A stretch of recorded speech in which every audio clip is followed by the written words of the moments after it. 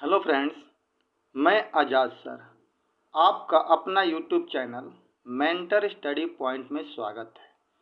जैसा कि दोस्तों आप जानते हैं कि मैं आप लोगों को आपके अपने YouTube channel mentor study point के माध्यम से आधुनिक भारत का क्लास दे रहा हूं। इस आधुनिक भारत के अंतर्गत दोस्तों आज मैं आप लोगों को कोई नेशनल मूवमेंट का टॉपिक नहीं बताने जा रहा हूँ, बल्कि आज मैं वो चीज़ बताने जा रहा हूँ जो दोस्तों हमेशा ही वहाँ से क्वेश्चन बहुत ही ज़्यादा पूछे जाते हैं और कई बार बच्चों को और अन्य जो भी स्टूडेंट्स जो एग्ज़ाम की तैयारी कर रहे हैं उन्हें काफ़ी प्रॉब्लम होती रहती है, समझ में नहीं आता है।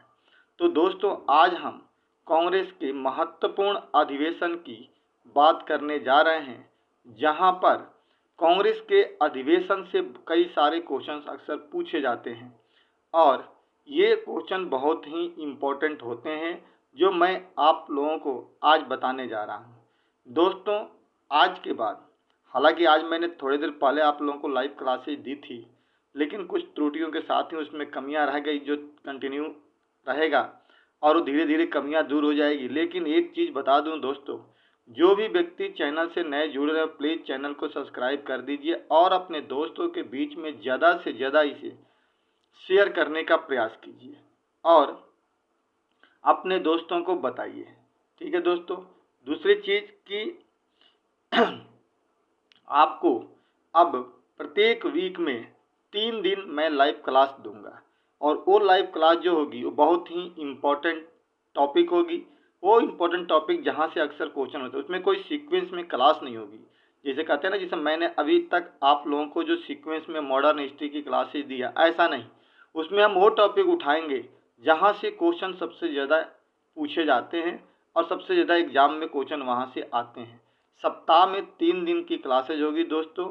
टीटीएस में होगी यानी मंगलवार को, बृहस्पतिवार को और शनिवार को, और वो क्लासेज होगी रात को 8 बजे से लेकर के 9 बजे तक, 9:15 बजे तक, 9:30 बजे तक। जब तक हमारी क्लासेज चलती रहेगी तब तक हम लोग क्या करेंगे, 8 बजे से लेकर रात को 8 बजे से लेकर के 9 बजे तक, क्योंकि वो टाइम ऐसा होता है दोस्तों कि सभी लोग उस समय फ्री होते हैं। हम लोग 9 बजे के बाद ही खाना बनाते खाते हैं, सभी लोग हैं। तो 8 से जो 9 का टाइम होगा वो काफ़ी ही सूटेबल होगा सबके लिए। जॉब वाले भी जो होंगे अपने घर पे इस समय आ जाएंगे, जॉब करके आ जाएंगे, तो वो भी लाइव क्लास लेने में सक्षम हो पाएंगे। तो 8 से लेकर के 9 बजे तक जो लाइव क्लासेज होगी, उस लाइव क्लास में हम वो क्वेश्चन बताएंगे जो सबसे ज़्यादा इम्पोर्टेंट होते हैं और टॉपिक बताएंगे। मतलब सीक्वेंस की क्लास नहीं, सीक्वेंस की क्लास तो हमारी डेली वीडियो में जो भी चल रही है वो चलती रहेगी। वो लाइव क्लासेज जो होगी 8 से 9 प्रत्येक सप्ताह में 3 दिन, मंगलवार, बृहस्पतिवार और शनिवार टीटीएस में क्लास चलेगी।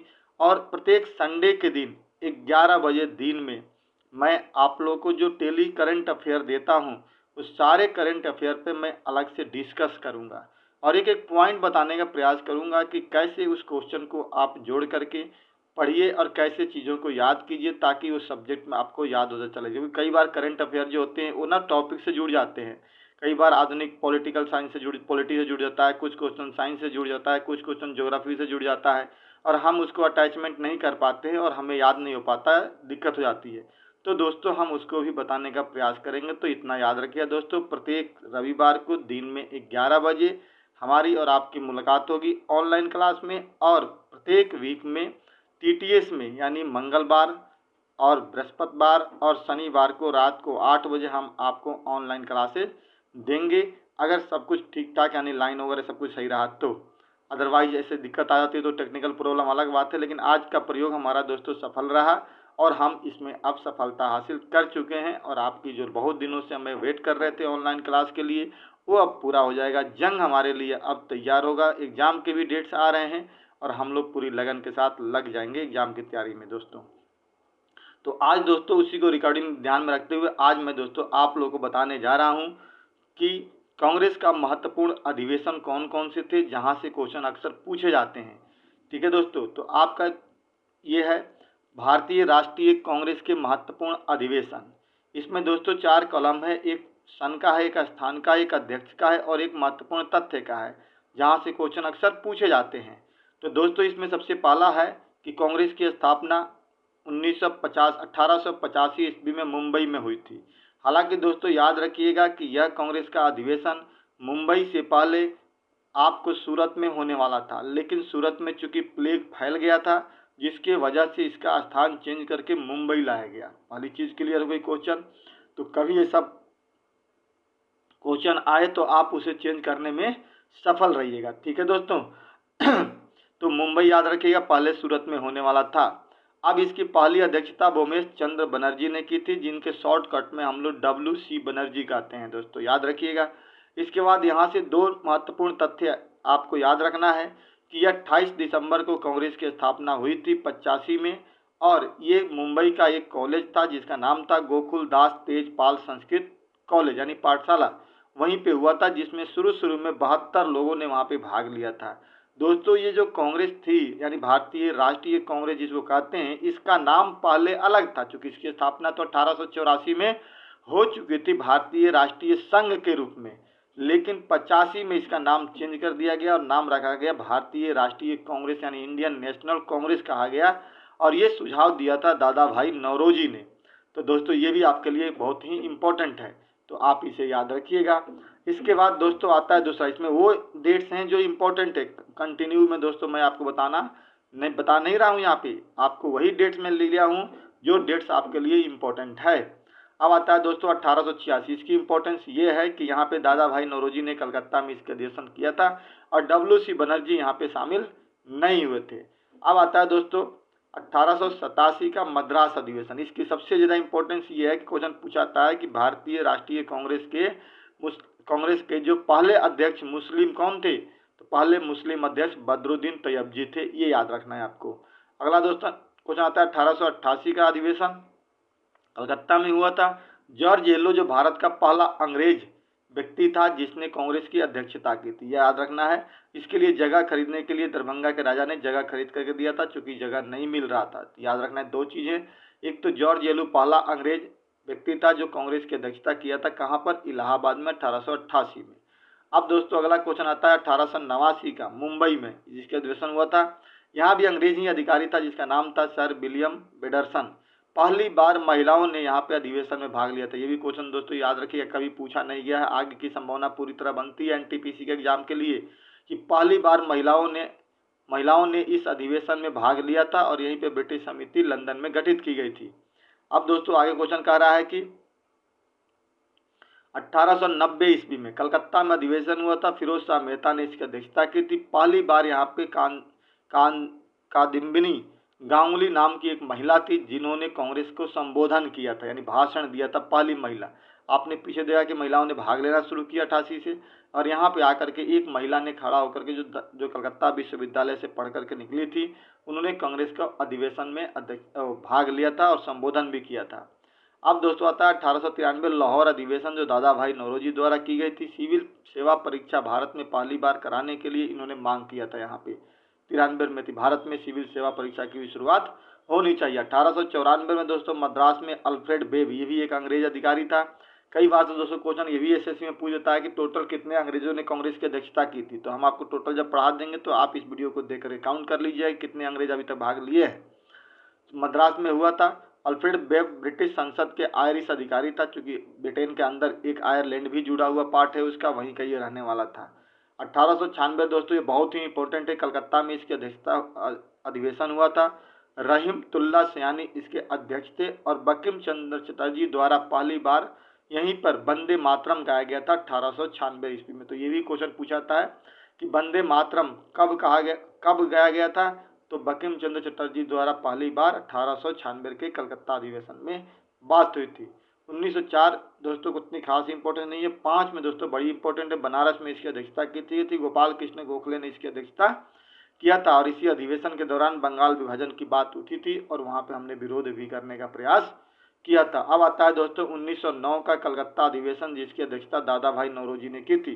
दोस्तों ये भी क्वेश्चन पूछता है कि सबसे ज्यादा बार किसने कांग्रेस की अध्यक्षता की थी, ये भी आपको याद रखना है, टोटल काउंट करना है, वरना अदरवाइज दोस्तों जो मेरा लास्ट वीडियो होगा इस कांग्रेस अधिवेशन में अगले दिन जब हम मंगलवार को शाम को लेकर के वीडियो आएंगे, उसमें इन सारे सवालों का हम जवाब देंगे कि कांग्रेस की सबसे पहले महिला अध्यक्ष कौन थी, भारतीय महिला अध्यक्ष कौन थी, सबसे ज़्यादा बार कांग्रेस की अध्यक्षता किसने की थी, सबसे कम उम्र में कांग्रेस के अध्यक्ष कौन बना था, सबसे लंबे समय तक कांग्रेस के अध्यक्ष पद पे कौन सा व्यक्ति रहा था, सबसे ज़्यादा किस स्थान पर कांग्रेस की अध्यक्षता हुई थी।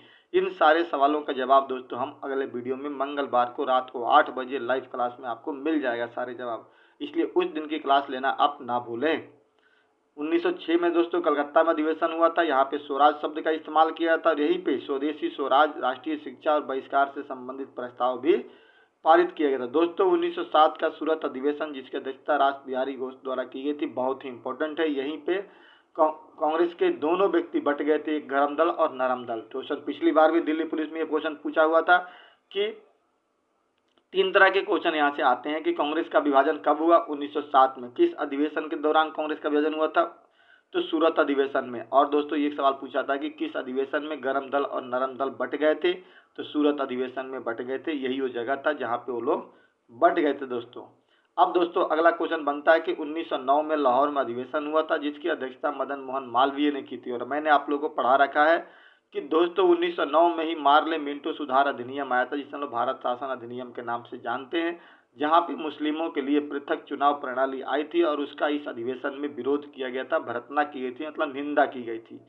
अब आता है दोस्तों इलाहाबाद, 1910 में इसका अधिवेशन हुआ था। 1911 में दोस्तों जो अधिवेशन हुआ था कलकत्ता में हुआ था। ये बहुत ही इंपॉर्टेंट माना जाता है दोस्तों, क्योंकि भीषण नारायण धर ने इसकी अध्यक्षता की थी। पहली बार रविन्द्रनाथ टैगोर की रचना जो थी ना, जन गण मन, ये यहीं पे गाया गया था 1911 के कलकत्ता अधिवेशन में। वंदे मातरम दोस्तों याद रखना 96 में, और ये याद रखना दोस्तों 1911 में कलकत्ता अधिवेशन जन गण मन गाया गया था।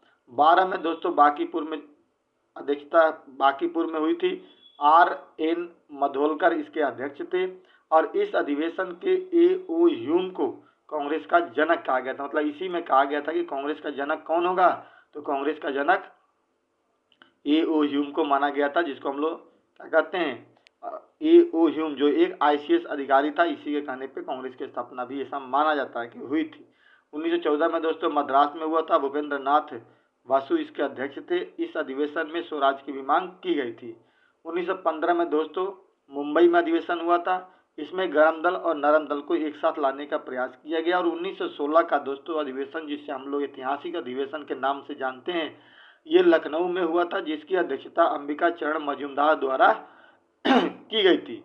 तिलक एवं एनी बेसेंट के प्रयासों से यहीं पर गरम दल और नरम दल एक साथ मिल गए थे। दूसरा कारण यहाँ पे दोस्तों ये हुआ था कि मुस्लिम लीग भी इसी मंच पे आकर के भाषण देने को तैयार हो गई थी। उसमें भी एनी बेसेंट और तिलक और मोहम्मद अली जिन्ना का बहुत बड़ा योगदान था दोस्तों। और यही सी अधिवेशन में तिलक ने कहा था कि स्वराज मेरा जन्मसिद्ध अधिकार है, मैं इसे लेकर के ही रहूंगा दोस्तों। और इसी 16 लखनऊ अधिवेशन में 16 में जो हुआ था, जहां पे गांधी जी भी भाग लिए थे। और इस अधिवेशन की मुख्य मुद्दा क्या था, किसानों की समस्या, जिस समस्या को लेकर के चंपारण के एक स्थानीय नेता थे जिनका नाम था राजकुमार शुक्ला, वो भी आए थे। और यहीं पे गांधी जी से वो मिले थे और गांधी जी को चंपारण आने का न्योता दिया था दोस्तों, जहां से गांधी जी, आपको मैं बता रखा हूँ, गांधी जी चंपारण गए और वहां पे आंदोलन किया, जिसे चंपारण सत्याग्रह के नाम जानते हैं। उसके बाद से उन्होंने अहमदाबाद आंदोलन किया, फिर खेड़ा सत्याग्रह करने का प्रयास किया, और तीनों आंदोलन ही गांधी जी को सफलता के राह पे पहुंचा दिया था दोस्तों। आगे दोस्तों कह रहा है कि 1917 कलकत्ता अधिवेशन, जिसकी अध्यक्षता एनी बेसेंट ने की थी, प्रथम महिला अध्यक्ष बनी। यानी पूछा जाए कि कांग्रेस की पहली महिला अध्यक्ष कौन थी, तो एनी बेसेंट थी, जिन्होंने 1917 में कलकत्ता में अध्यक्षता किया था। और यहीं पे पहली बार तिरंगा भी फहराया गया था दोस्तों। 1918 में दिल्ली में मदन मोहन मालवीय के द्वारा भी अध्यक्षता की गई थी, जिसमें हिंदी भाषा के प्रयोग पर जोर दिया गया और हजारों किसानों ने भाग लिया दोस्तों। अब आता है दोस्तों 1918 में ही ये स्पेशल हुआ था मुंबई में, हसन इमाम के द्वारा पहली बार कांग्रेस का विशेष अधिवेशन यहाँ पे किया गया था, स्पेशल अधिवेशन एक हुआ था। अब आता है दोस्तों 1919 का अमृतसर में मोतीलाल नेहरू द्वारा अध्यक्षता की गई थी, जहाँ पे आपको याद होगा कि 13 अप्रैल 1919 ईस्वी को जालियांवाला बाग हत्याकांड हुआ था, जिसके कारण इस अधिवेशन में इस मतलब हत्याकांड का विरोध किया गया और उससे भर्त्सना की गई, निंदा की गई थी दोस्तों, ठीक है। और खिलाफत आंदोलन का समर्थन किया गया था, ये याद रखिएगा। 1820 में दोस्तों स्पेशल हुआ, जिसमें कलकत्ता में यह अध्यक्षता हुई थी। लाला लाजपत राय इसकी अध्यक्षता किए थे और यहीं पे विशेष अधिवेशन और गांधी जी को राष्ट्र के नेतृत्व के लिए उभरते हुए एक नेता के रूप में संबोधित किया गया। कहा गया कि राष्ट्र को अब आगे लेकर के कौन चलेंगे, गांधी जी चलेंगे। फिर नियम के अनुसार से जो अधिवेशन होता था 1920 में नागपुर में हुआ, जो दिसंबर में हर साल होता था। ये तो स्पेशल हुआ था, एक जो कलकत्ता में हुआ था 1920 वाला। सी विजय राघवचारी थे। कांग्रेस का नया संविधान यहाँ पे बना गया, भाषा के आधार पे प्रांतों में भी विभाजन और बात की गई थी दोस्तों। 25 पैसा वार्षिक चंदा लगाया गया और ये कहा गया कि जिसकी उम्र 21 साल होगी वो क्या कर सकता है, कांग्रेस का सदस्य बन सकता है दोस्तों। तो इस प्रकार से दोस्तों इस वीडियो के माध्यम से मैंने आपको 1885 से लेकर 1920 तक के बारे में बताने का प्रयास किया कि कांग्रेस का महत्वपूर्ण अधिवेशन कहाँ और कब और क्यों प्रसिद्ध हुआ, ये बताया गया मैंने। अब दोस्तों 1920 के बाद 21 से लेकर के 1948 तक के अधिवेशन को मैं आपके अगले वीडियो में मंगलवार को रात को 8 बजे हम लाइव क्लास देंगे, जहाँ पे समझाने का प्रयास करेंगे दोस्तों। क्योंकि ये अधिवेशन आपके एग्जाम के लिए इतने इंपॉर्टेंट है जिसकी हम कल्पना नहीं कर सकते हैं। और आप भी क्वेश्चन बैंकर बनाते होंगे तो देखेंगे कि हर बार क्वेश्चन एक अधिवेशन से रहता है। तो अगर हम 10 पेज पढ़ने से अगर हमारा 4 क्वेश्चन मिल जाता है दोस्तों, तो इससे बड़ी और चतुराई कुछ नहीं होती है। इसको पढ़ डालिए और इसको समझ डालिए और इसे रट डालिए। और नहीं समझ में आता है तो सीधा सीधी उसे रट डालो, याद कर डालो, लेकिन जैसे भी करो दोस्तों एग्जाम निकालने का प्रयास करो। ठीक है दोस्तों, इसी के साथ ही इस वीडियो को हम एंड करते हैं। जय हिंद, जय भारत।